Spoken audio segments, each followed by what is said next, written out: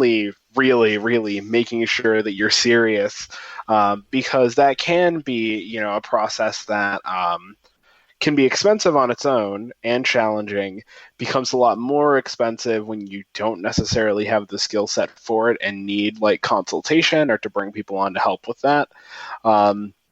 So as for the specifics, I believe our current kind of agreement as a team is that anything that we register for copyright or trademark for is going to be associated with the company rather than us as individuals.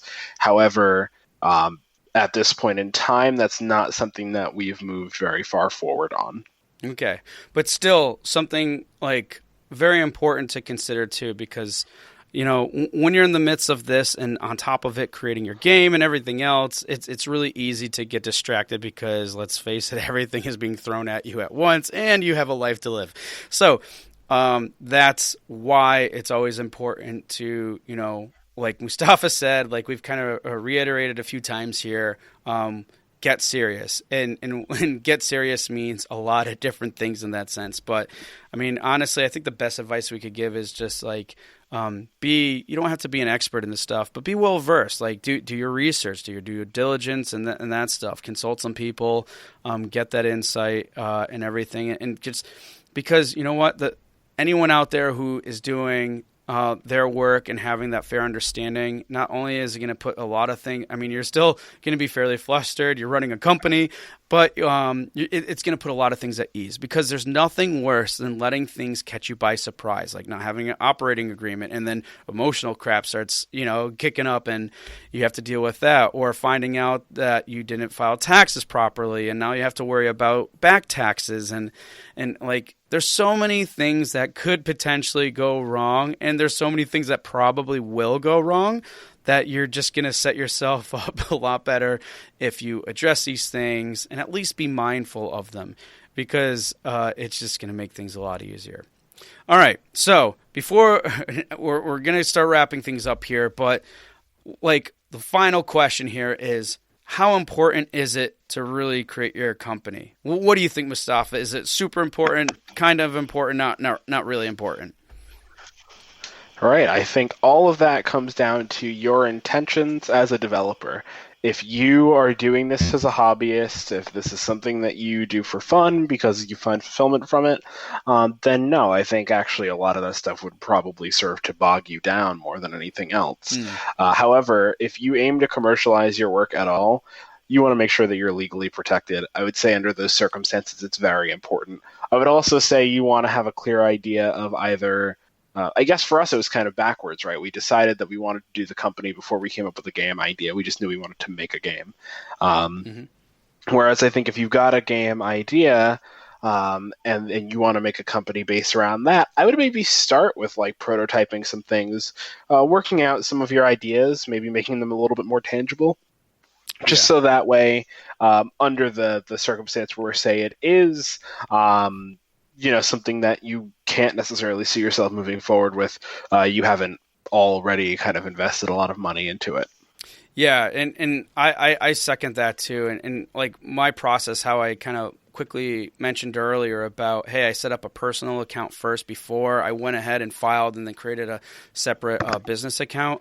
It was more so because it's like, hey, there's still a lot of other things that I kind of need to validate on my end. I mean, yes, I work in a different spectrum. It's more on the marketing of indie games opposed to Mustapha, where he's actually developing games. But still, the same concept applies. There's certain things I need to validate on my end and making sure that, hey, is this not only feasible, but is it sustainable and those type of things. So it's really the same type of procedure, the same concept that everybody should focus on. So really, at the end of the day, it's up to you if you want to create a company or not. But instead of just like being super gung-ho and being like, yeah, I'm serious and I really want to make a company because that's what I want to do. Before you jump through all those hoops and everything, because it's a pain in the butt to go through that stuff. It's frustrating. So, like Mustapha said, he did think a little bit backwards, but I think they had a lot of good grounding and practices in place that kind of gave them that confidence and reasoning and justification in terms of kind of doing things the way that they did. But make sure that you're in that like similar stance, or you have gone through that process to validate that you do have, you know, a marketable product and things like that. Because like Mustafa said, if you put all that like time, energy, and effort into something and find out, hey, it didn't pan out, or it's kind of like half baked, well, it's not going to do you or whoever else you were working with or any favors. And you just don't want to be caught in that situation. So, all good stuff. All right, finally, we're going to close, and we have just only a few tips here, very short and sweet. And I'm going to just start it off with one, get serious. We can't say that enough. And there's so many ways of you getting serious. But seriously, get serious. And, is it a hobby or more? That's really what you got to ask yourself. And then obviously validate it. And then from once you have those concepts and ideas in place, then go to the next step. Also, when you're getting ready to the next step, get help. Do research. Ask other people who formed a company. Find an accountant or a lawyer. Ideally, I wouldn't necessarily hire one right away. A lot of these guys out there, or gals, will offer free consultations. If they don't, see if you can find someone who will, right? Or find a friend of a friend or a friend that you have that may be an accountant or a lawyer. That's going to be the best one. And you don't necessarily want anybody who's going to try to sell you on anything. You want to try to find someone who's going to educate you on this stuff.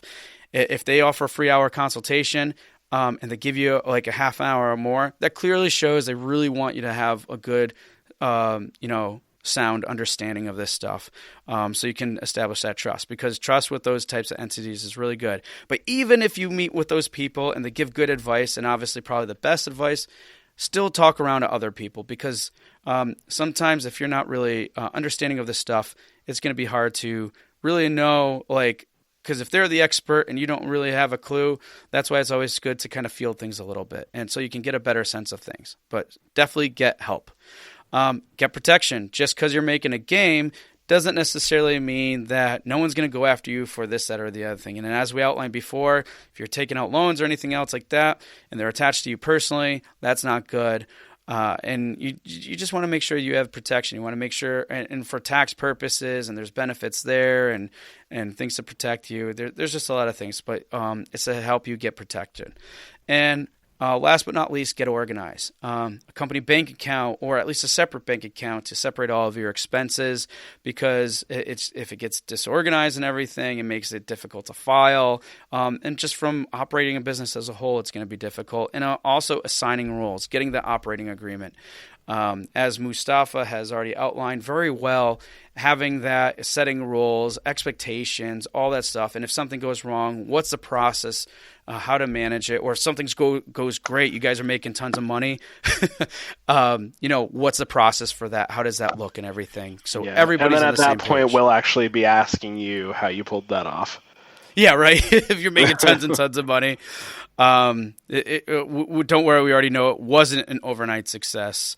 And if for whatever reason it does become, please share it with us and the rest of the community, because those rarely, if ever, happen. I don't think they ever do happen. It's just how media portrays it that they seem like they happen. But anyways, to Mustapha's point, if it is an overnight success, let us know. I think it will be a great episode to talk more about on. But in that event, that's pretty much all that we have here today. If you guys have questions or anything else, feel free to reach out to us.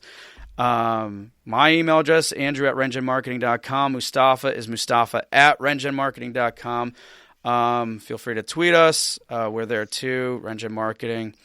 And yeah, I think that's pretty much it. Mustapha, do you have any other closing thoughts? No, I think we hit everything. Everything that I've experienced so far in the process as well. I think we've touched on. So, and then of course, if there's anybody who has done stuff like this already, who happens to be listening in, or who finds this to be their field of expertise, we went over a lot based on our own experiences, but we're always happy to hear more suggestions and things like that. So. Yeah, please, by all means, reach out, guys. And of course, if you have any questions or anything else, not even necessarily related to the business stuff, please let us know. We're more than happy to help. But we hope that this episode really helped give you a little bit more insight and what to consider and, what to do in the event that you are highly considering or trying to get serious about forming a company. So thanks again for tuning in, and we'll catch you guys next time on Indie Game Movement. Take care. Hey, everybody, and thanks again for listening to Indie Game Movement, the podcast that talks about the marketing and business of indie games. Hey, if you want to check out the show notes for this episode, feel free to do so by going to indiegamemovement.com.